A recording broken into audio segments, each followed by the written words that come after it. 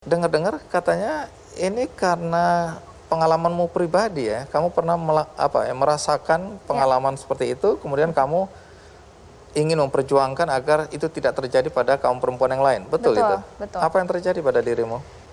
Kalau dari pengalaman saya sendiri saat itu yang sampai sekarang masih teringat gitu dan masih terasa jijik walaupun udah terjadi puluhan tahun. Saya naik bis dalam keadaan Senin pagi sangat penuh, duduk sebelah dengan penumpang laki-laki, terus dia mepet-mepet.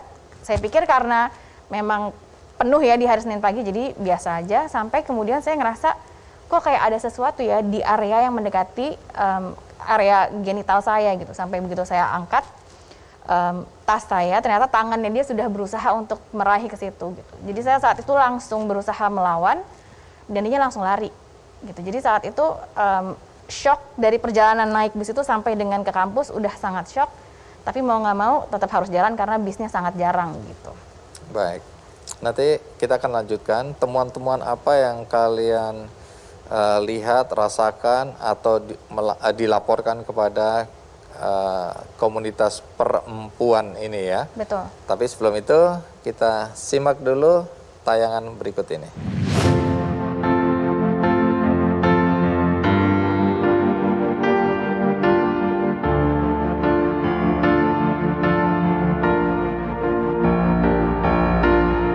Kasus pelecehan dan kekerasan seksual terhadap perempuan masih sering terjadi.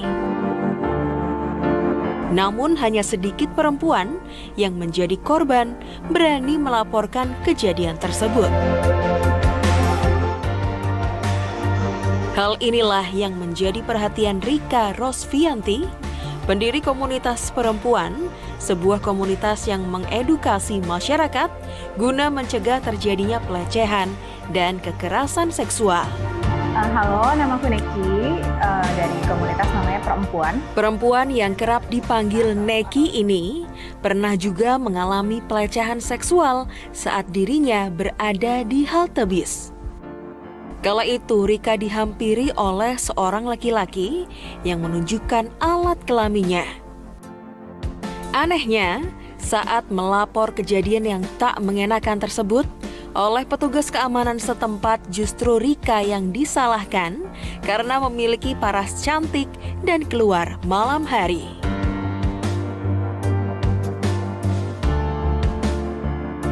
Sejak itulah Rika dan temannya memutuskan untuk membuat buklet yang berisikan dokumentasi segala bentuk pelecehan dan kekerasan seksual di kendaraan umum beserta pencegahannya.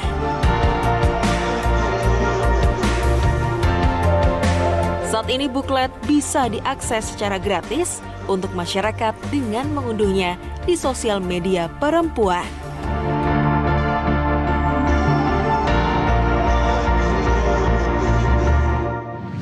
Iya, Neki. Jadi dari pengalamanmu bersama teman-teman di komunitas perempuan ini, apa saja kasus pelecehan seksual yang sering terjadi di ruang publik atau di transportasi? Kalau perempuan sendiri kan sekarang juga ada dalam suatu koalisi namanya Koalisi Ruang Publik Aman.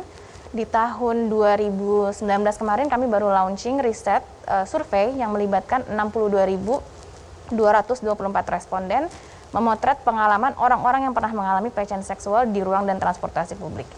Jenis kekerasan seksual yang paling sering atau yang paling banyak terjadi di ruang publik saat itu secara offline adalah diraba ataupun catcalling. Atau catcalling. Catcalling itu Ngegodain disiul-siulin iya itu? betul, Oh. siul-siul, cewek malam-malam mau kemana, kayak gitu. Oke. Itu sudah termasuk pelecehan Sudah ya? termasuk pelecehan seksual. Verbal itu ya? Verbal, betul. Oke, terus? Jadi itu peringkatnya, tapi di masa pandemi ini kemudian walaupun ruang publiknya itu tidak lagi banyak yang terjadi secara offline, tetap terjadi kekerasan seksual di ruang publik bergeser dari offline ke online. Berhadapan dengan eksibisionis atau orang yang memamerkan kelaminnya di ruang publik, sekarang bergeser. Eksibisionisnya menjadi digital exhibitionism. Melalui online? Melalui online, bagaimana ada orang tiba-tiba lagi IG live, ada tiba-tiba video yang masuk mengirimkan adegan dia sedang masturbasi, atau tiba-tiba ada orang yang kita tidak kenal mengirimkan foto atau video alat kelaminnya. Itu terjadi? Itu juga termasuk pelecehan seksual. Terjadi? Terjadi. Di Indonesia? di Indonesia, Bang. Jadi apa yang dilakukan oleh perempuan ini terhadap tindakan-tindakan pelecehan seksual seperti itu? Kalau kami karena tadi ya basisnya kami tidak punya background psikologis untuk menangani korban langsung. Setiap DM atau ada orang yang curhat mengadukan pengalaman yang dialaminya, kami biasanya merujuk ke organisasi lain yang biasa menangani kekerasan seksual. Tapi biasanya setidaknya saat ada orang yang melapor, kami menanyakan 5 hal dasar dulu pemetaan sebelum bisa dirujuk. Yang pertama adalah berapa usia korban. Kalau dia usianya di bawah 18 tahun, maka kita memerlukan perwalian dari orang dewasa yang dia percaya, karena setiap tindakan yang diambil nanti pasti butuh perizinan dari perwaliannya. Setelah usia, kami tanyakan juga apakah korban memiliki disabilitas, karena bila memiliki disabilitas, kami perlu menyediakan juru bahasa isyarat atau pembaca bagi teman-teman disabilitas untuk melaporkan atau konseling kasusnya. Yang ketiga, kami menanyakan domisili di mana korban tinggal. Bukan data KTP, tapi di mana dia tinggal, supaya bisa dihubungkan dengan LSM terdekat dari dia. Yang keempat, kami tanyakan juga apa jenis kekerasan seksual yang dia alami. Dan yang terakhir, kami akan meminta data diri, nomor telepon atau email yang bisa dihubungi, sehingga bisa kami hubungkan ke LSM lain, ataupun juga bisa berkoordinasi dengan kita untuk nanti konseling atau langkah selanjutnya seperti apa. Jadi itu yang kalian lakukan ya. Betul, melalui perempuan ya. Ya. Tadi kan Neki cerita soal catcalling itu, artinya orang yang disiul-siulin, dia bilang, "Mbak, kemana?" Terus satu bilang, "Wih, keren banget," dan seterusnya, dan seterusnya. Bahkan sering kita dengar kata-kata yang kurang senonoh lah ya. Tapi kan banyak orang tidak tahu bahwa itu sudah masuk ranah pelecehan. Betul. Mereka nganggap ada juga perempuan yang senang ketawa-ketawa lari-lari setelah digodain seperti itu. Nah, bagaimana kita tahu bahwa ada batas bahwa ini sudah masuk ke ranah pelecehan? Itu apa ukurannya? Ya, kalau kita bicara soal kekerasan seksual kan ada 2 kata kunci ya, Bang. Kekerasan dan seksual. Kekerasan itu indikatornya adalah paksaan. Apapun, siapapun yang melakukannya, orang yang kita tidak kenal sama sekali atau orang yang kita kenal, orang tua, teman di kampus, teman sekolah, guru, dosen, atau bahkan tadi seperti yang disampaikan, keluarga sendiri dan pasangan, selama dia melakukan paksaan, itu adalah kekerasan. Nah, kata seksual adalah segala hal yang merujuk pada aktivitas seksual atau berakhir pada aktivitas seksual. Jadi, siapapun pelakunya, selama hal yang terjadi adalah aktivitas seksual dengan paksaan, itu adalah kekerasan seksual.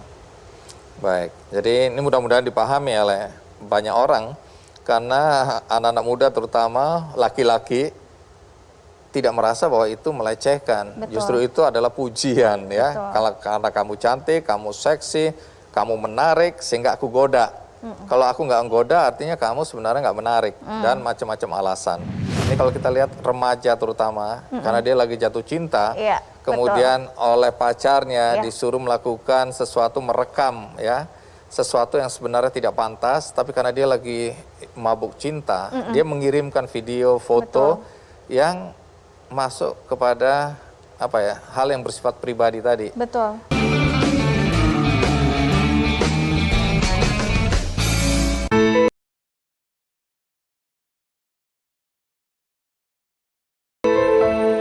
Jangan biarkan kota ini mati. Kita hanya diminta berhenti sejenak. Demi kehidupan, kita bisa lalui pandemi ini bersama. Patuhi protokol kesehatan 3M. Semua wajib pakai masker. Di tengah pembatasan sosial, sektor digital mampu menjembatani aktivitas dan kebutuhan masyarakat. Sektor digital tetap mampu tumbuh meskipun berbagai sektor ekonomi mengalami keterpurukan akibat pandemi COVID-19. Lalu bagaimana strategi menyiapkan inklusi digital sekaligus mendorong majunya produktivitas ekonomi di dalam negeri? Economic Challenges, bersaing di era digital. Selasa 10 Agustus, live jam 8 malam. Serangkai aksi unjuk rasa menggugat PPKM darurat yang rencananya digelar sejak 16 hingga 24 Juli lalu gagal terrealisasi. Dan mereka mencari segala peluang bagaimana menjatuhkan pemerintahan Presiden Jokowi. Nah, kalau kemudian ini yang terjadi, chaos. Sebenarnya masyarakat sudah sangat paham tentang kelompok-kelompok itu. Benarkah aksi ini didalangi oleh segelintir oknum yang menginginkan pemerintahan lengser? Realitas, misi dibalik aksi Jokowi Endgame, besok jam 10 malam. Metro Malam, setiap hari live jam setengah 11 malam.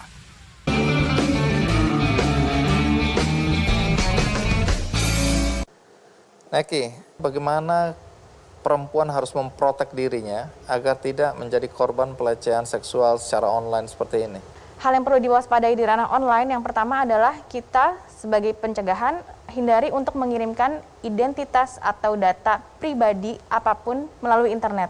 Sebisa mungkin hindari mengirimkan data informasi yang pribadi apalagi yang intim melalui internet. Apakah kata-kata, Baik apakah kata-kata itu maupun gambar, foto, video, video. Betul.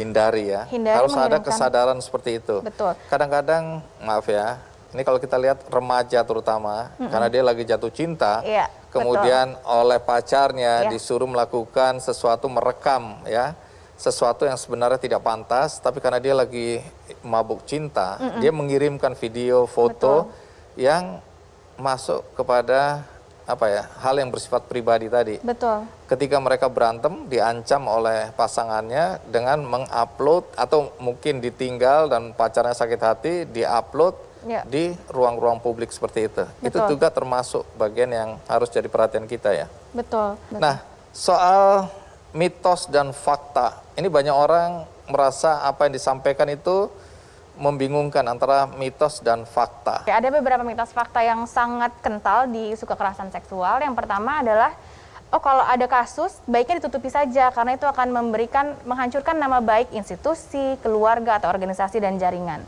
Dianggapnya bahwa laporan dari korban ini akan memberikan aib.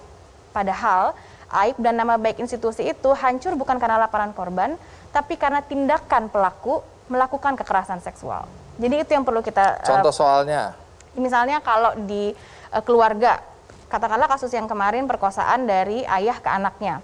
Itu kasus susah sekali dilaporkan atau seringkali dibungkam karena dianggapnya, oh jangan dikeluarin deh, ini kan akan merusak nama baik keluarga kita. Dia ayah kamu sendiri, dia paman kamu sendiri. Dan dianggapnya kalau kamu bercerita, kamu akan menyebarkan aib keluarga. Padahal nama baik keluarga hancur bukan karena cerita korban, tapi hancur karena tindakan ayah dan paman ini yang memperkosa si anak ini. Oke, Jadi itu mitos berikutnya? Yang kedua adalah kekerasan seksual tidak ada hubungannya dengan pakaian korban. Maksudnya itu apa fakta. itu? Seringkali orang menganggap kayak, oh kamu mengalami pelecehan seksual karena kamu nggak menutup aurat sih, karena baju kamu mengundang, karena kamu pakaiannya tidak menutupi sesuai dengan syariat. Padahal di Indonesia, kalau berdasarkan dari data survei pelecehan seksual tadi, ranking 5 pakaian yang digunakan oleh korban saat dia mengalami pelecehan seksual, itu ada celana dan rok panjang, ada hijab, ada baju lengan panjang, seragam sekolah, dan baju longgar. Sama sekali bukan pakaian. Lalu kalau kita lihat sendiri, usia korban kekerasan seksual paling muda di Indonesia itu adalah bayi usia 2 minggu, dan yang paling tua lansia usia 75 tahun. Oke, jadi kalau dibilang dia seksi, menggoda, dan seterusnya, itu gugur di situ ya? Iya, kita patut mempertanyakan pakaian seperti apa sih yang digunakan oleh bayi 2 minggu dan lansia 75 tahun yang dianggap mengundang terjadinya kekerasan seksual pada mereka. Oke, mitos dan fakta lainnya? Hal lain lagi adalah kekerasan seksual bisa dilakukan oleh orang yang kita kenal. Fakta, seperti yang tadi disebutkan juga, bahwa data insest atau kekerasan seksual yang dilakukan oleh anggota keluarga kandung itu tinggi. Menurut catatan tahunan 2019 dari Komnas Perempuan, di tahun 2018 saja ada 1071 kasus, di mana pelaku terbanyak adalah ayah kandung dan paman. Itu fakta ya? Itu fakta. Jadi kalau orang berpikir bahwa di rumah saja, rumah adalah ruang yang aman. Bagi korban kekerasan seksual, rumah adalah penjara yang nyata. Apalagi di masa pandemi. Mereka nggak bisa keluar, mereka tidak bisa mengakses layanan, tidak bisa mengakses bantuan. Baik, ada lagi? Laki-laki tidak mungkin menjadi korban. Ini dipercaya oleh banyak laki-laki. Padahal faktanya menurut KPAI di tahun 2018, justru terjadi banyak pada anak laki-laki daripada anak perempuan.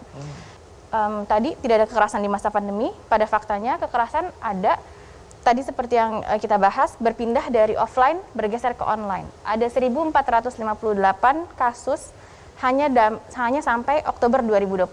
Sekarang kita udah hampir setahun dari Oktober 2020, ada berapa banyak lagi kasus yang bermunculan di masa pandemi. Baik, di ujung pembicaraan kita ini adakah pesan yang Neki mau sampaikan kepada kaum perempuan agar mereka menyadari ya bahwa mereka punya hak dan mereka juga menyadari bahwa banyak sekali resiko di sekitar kita berkaitan dengan kemungkinan mereka menjadi korban kekerasan seksual. Oke. Biasanya kami akan selalu menutup dengan apa sih cara yang bisa kita lakukan untuk berkontribusi mencegah dan menangani kekerasan seksual.